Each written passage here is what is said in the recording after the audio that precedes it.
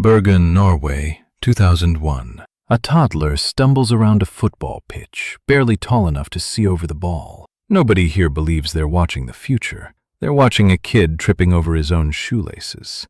But this kid has a father who once played in the Premier League, and a mother who was a national champion in heptathlon. Speed and power aren't just genetics here, they're inheritance.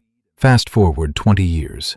This same boy will stand at 6'4", built like a tank with the acceleration of a sprinter, and score goals at a rate nobody in modern football has matched. He'll be worth over 180 million euros. He'll break records that took entire careers to set in a fraction of the time. But before any of that, he was just Erling, a quiet, awkward kid from a rainy city on the edge of the Norwegian fjords, who happened to be obsessed with one thing: winning. Erling Braut Haaland is born in Leeds, England, in July 2001. His father, Alf Inge Haaland, is a defensive midfielder grinding out a career in the Premier League, first for Leeds United, then Manchester City.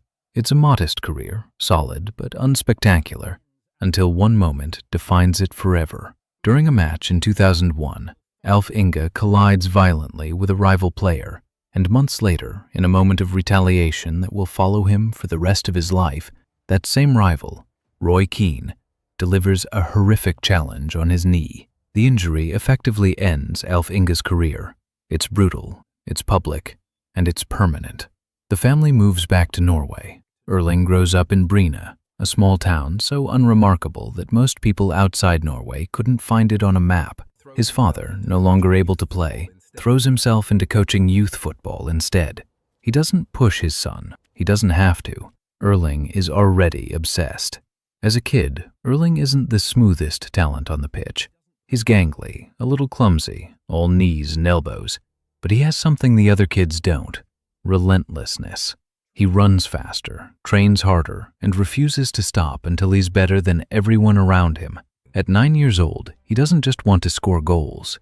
He wants to obliterate the competition. In one youth match, he scores so many goals that the final tally becomes a piece of local trivia: 9 goals in a single game. People remember it not because it's rare for a kid to score a lot, but because of how effortless he makes it look, even at that age. By his teens, scouts start to notice. But Erling isn't fast-tracked into some glamorous academy overseas. He stays local, joins Bryne FC, his hometown club, and starts grinding through Norway's lower divisions. This is important.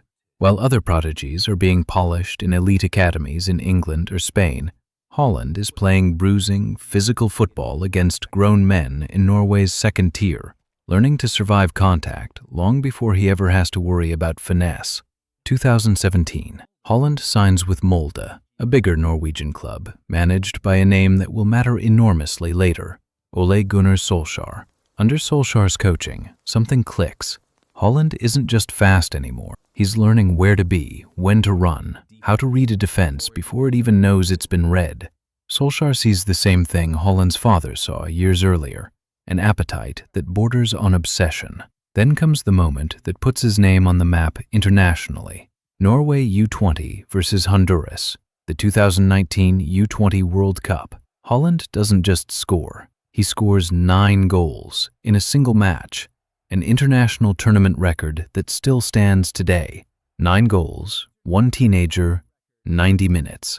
Football writers around the world scramble to figure out who this kid even is. Clubs come calling almost immediately, but the move that follows surprises everyone. Instead of jumping straight to one of Europe's superpowers, Haaland signs with Bull Salzburg in Austria. It's a calculated decision. Salzburg has a track record of developing raw talent and selling it on for enormous profits, a proving ground rather than a final destination. For Haaland and his camp, it's a strategic stepping stone, not a compromise. The impact is instant and almost absurd. In his Champions League debut for Salzburg in September 2019 against Genk, Haaland comes off the bench and scores a hat-trick in under 20 minutes. Not a good half, not a strong second half, under 20 minutes, and the ball is in the net 3 times. By this point, teams across Europe are panicking. Haaland isn't a hidden gem anymore. He's a walking headline, and everyone wants him. December 2019. Haaland signs for Borussia Dortmund in Germany, one of the most storied academies in world football for developing generational talents. He's 19 years old. In his very first appearance off the bench against Augsburg, he needs less than 10 minutes to score a hat-trick. 10 minutes, 3 goals. It's not a fluke. It becomes a pattern. Across his time in Dortmund, the numbers start to look less like a football career and more like a glitch in the system. Goal after goal, at a rate that statisticians struggle to contextualize against anyone else in the modern game. He becomes the fastest player in Champions League history to reach 15 goals in the competition. He's not just scoring, he's rewriting the record books before he's legally allowed to rent a car in most countries. But this isn't just about talent. Behind the goals is a level of obsession that borders on unsettling. Haaland's training regime becomes the subject of fascination and rumor. Ice baths, meticulous sleep tracking, a private chef managing every calorie. Reports emerge of him monitoring his own biometric data like an athlete preparing for the Olympics, not a football match. Some teammates find it intense, others find it inspiring. Either way, nobody accuses him of coasting on natural gifts alone. There's also his agent, Mino Raiola, one of the most powerful and controversial figures in football. Under Raiola's guidance, Haaland's next transfer isn't just a football decision, it's a business operation. A release clause is deliberately built into his Dortmund contract, engineered to activate at a specific point, ensuring that when the world's biggest clubs come calling, the price is locked in low, and the leverage belongs entirely to Haaland's camp. It's a masterclass in contract engineering, executed years in advance. 2022, the release clause activates. Manchester City comes calling, offering a deal reported at around 60 million euros, a laughably small figure for a player who, by market value alone, should cost triple that. It's the same club his father once played for. The symmetry isn't lost on anyone, least of all Haaland himself. The doubters circle immediately.